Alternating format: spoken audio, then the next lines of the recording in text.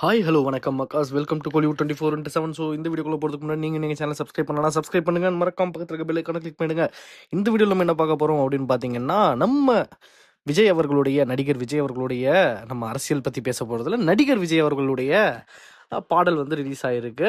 என்னதான் நம்ம அரசியலை பற்றி இந்த வீடியோவில் பேச போகிறதுலன்னு சொன்னாலும் கூட அந்த பாட்டு முழுக்க அரசியல் நிறைந்து இருக்குது அப்படின்னு தான் சொல்லி ஆகணும். எந்த பாடல் அப்படின்னு கேட்டிங்கன்னா, ஜனநாயகன் படத்தில் உள்ள முதல் சிங்கிளான தளபதி கச்சேரி, பாட்டு பேரே தளபதி கச்சேரி அப்படின்னு தான் வந்து ரிலீஸ் பண்ணியிருக்காங்க.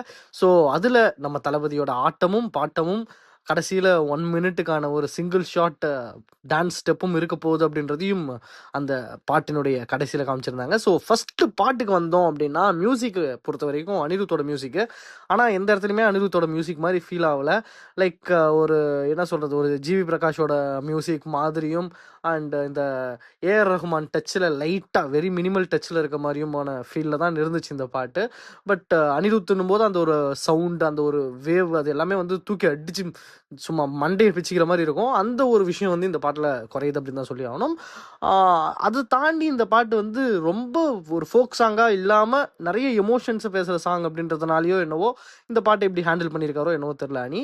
பட் பாட்டை கேட்கும்போது லிரிக்கெல்லாம் ஓகே, தளபதி ஃபேன்ஸாக இருந்தால் பிடிக்கும், டிவிகே ஃபேன்ஸாக இருந்தால் டிவிகேவாக இருந்தால் பிடிக்கும். மற்றபடி யாருக்கும் அந்தளவுக்கு இந்த பாடல் மேலேயோ இல்லை இந்த வரிகள் மேலேயோ பெருசாக நாட்டம் இருக்குமா அப்படின்ற கேள்வி வந்து என் மனசில் எழும்பியிருக்கு. உங்களுக்கும் எழுந்துச்சுன்னா அது நார்மலான விஷயம்தான். ஸோ அப்படி பார்க்கும்போது இந்த பாடல் வந்து எல்லாருக்குமே பிடித்தமான ஒரு பாடலாக இருக்குமா அப்படின்றது ஒரு பெரிய கேள்விக்குறியாக இருக்குது. ஏன்னா இந்த பாடலில் நிறைய அரசியல் விஷயங்கள் இருக்குது. சரி, அரசியல் தான் பேசுகிறாங்க, பாட்டாவது நல்லா இருக்கும்னு பார்த்தா அனிருத்தோட மியூசிக்கில் இந்த பாட்டு அந்தளவுக்கு மேபி கேட்க கேட்க பிடிக்குமா என்னவோ தெரியல. பட் கேட்ட உடனே அந்த ஒரு ஃபீலே வந்து இம்ப்ரெசிவே நல்லா இல்லை. அந்த விதத்தில் வந்து இந்த பாட்டு வந்து எனக்கு பெருசாக ஒர்க் அவுட் ஆகலும், உங்களுக்கு ஒர்க் அவுட் ஆகிடுச்சுன்னா ஓகே. ஸோ இப்படி இந்த பாடல் இருக்குது. சரி, உள்ளே என்ன தான் பேசியிருக்காங்க அப்படின்னா, நம்ம விஜய் அவர்கள் வந்து வாகை சூட போகிறாரு அப்படின்ற மாதிரி மேடைகளில் பேசுகிறது ஒரு பக்கம் இருக்கா. இனிமே இவங்க விஜய் எங்க விஜய் அப்படின்ற பாட்டை தவிர்த்துட்டு இந்த பாடலை போட ஆரம்பிச்சிருவாங்கன்றது மட்டும் தெளிவாக தெரியுது. அஃபிஷியலி டிவிகே சார்பில் ரிலீஸ் பண்ண ஒரு பாடல் மாதிரி தான் இந்த பாடல் வந்து இடம்பெற்றிருக்கு. அறிவு அவர்களுடைய லிரிக் வந்து இந்த பாடலில் பார்க்க முடிஞ்சது. ஸோ ஆல்ரெடி டிவிகேக்குன்னு இருக்க 2 பாடலுக்குமே அறிவு தான் லிரிக் பண்ணியிருக்காரு. அந்த விதத்தில் இந்த பாடலுக்கும் அறிவு தான் பண்ணியிருக்காரு அப்படின்னும் போது அந்த ஒரு இன்புட் தான் கேட்டிருப்பாங்களோ என்னவோன்ற மாதிரி இருக்குது. இன்னொரு புறத்தில் வந்து பலர் போட்டு அடிக்கிறாங்க இந்த பாட்டை. பகவத் கேசரி அந்த படத்தோட பாட்டு ஃபஸ்ட்டு இன்ட்ரோ சாங் மாதிரி இந்த இன்ட்ரோ சாங்கும் இருக்குது போல்.